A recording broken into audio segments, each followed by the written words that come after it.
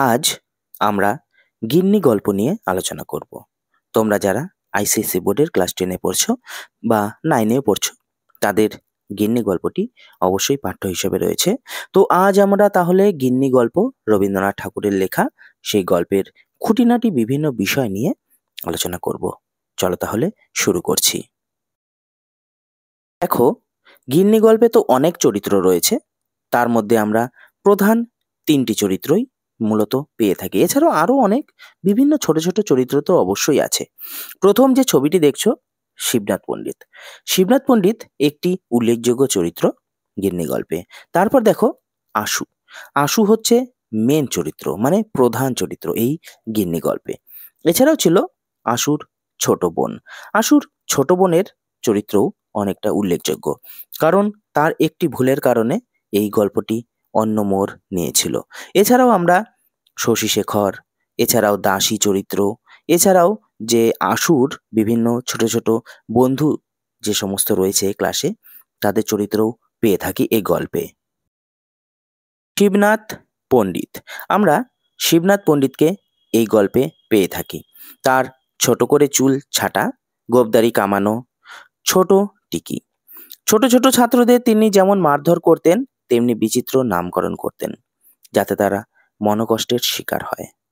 যেমন তিনি শশীশেখরের নামকরণ করেছিলেন ভেটকি, আশুর নামকরণ করেছিলেন গিন্নি, ইত্যাদি। শুধু তিনি যে নামকরণই করতেন তা নয়, তিনি নামকরণের পাশাপাশি ছোট ছোট শিশুদের তিনি তীব্র প্রহারও করতেন। মানে একদিকে যেমন হুল ফোটাতেন, তেমনি অন্যদিকে কামড়ও দিতেন। এই ছিল শিবনাথ পণ্ডিত চরিত্রের একটি বিশেষত্ব। তারপর দেখো, আমরা আশু চরিত্র একটু দেখে নেব। বয়সে বোধ হয় সবচেয়ে ছোট, নিতান্ত গোবেচারা ভালো মানুষ ছাত্র। সব কথাতেই সে মৃদু মৃদু হাসত, পড়াশোনাতেও ভালোই ছিল। কিন্তু সে ভীষণ লাজুক ছিল, তাই অনেক ছেলেই তার সাথে ভাব করতে চাইলে সে কারো সঙ্গেই ভাব বা খেলা করতো না। ছুটি হওয়া মাত্রই সে বাড়ি চলে যেত, এবং বাড়ির কাজের মেয়েটি তাকে যে রোজ খাবার দিতে আসতো, এটাও কাউকে জানাতে ভীষণ রকম আপত্তি ছিল, কারণ সে সকলকে বোঝাতে চাইতো সে আর 5জন ছাত্রের মতোই, কারোর থেকে অতিরিক্ত সে কিছুই নয়। এটা হলো মূলত আশু চরিত্রের কিছুটা বৈশিষ্ট্য। আশুর ছোট বোন। আশুর খেলার একমাত্র সঙ্গী, অর্থাৎ বাড়িতে যখন আশু থাকতো, সে তার বোনের সাথেই খেলাধুলা করত। এছাড়াও ছিল ক্লাসের অন্যান্য ছাত্ররা, তারাও এই গিন্নি গল্পের অবশ্যই প্রধান না হলেও সাপোর্টিং চরিত্র হিসাবে বিবেচ্য।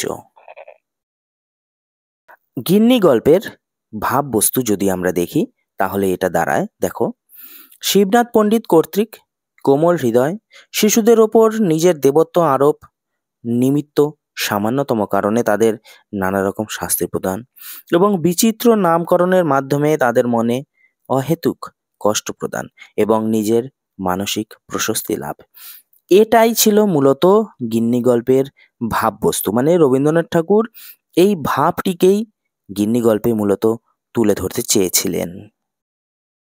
এবার আসি গল্পের সারসংক্ষেপ। আমরা খুব ছোট করে এই গল্পের সারসংক্ষেপ দেখে নেব। এক বৃষ্টির দিনে তার নিজের বাড়ির গাড়ি বারান্দায় আশু তার বোনের সাথে পুতুল বিয়ের আয়োজন করেছিল।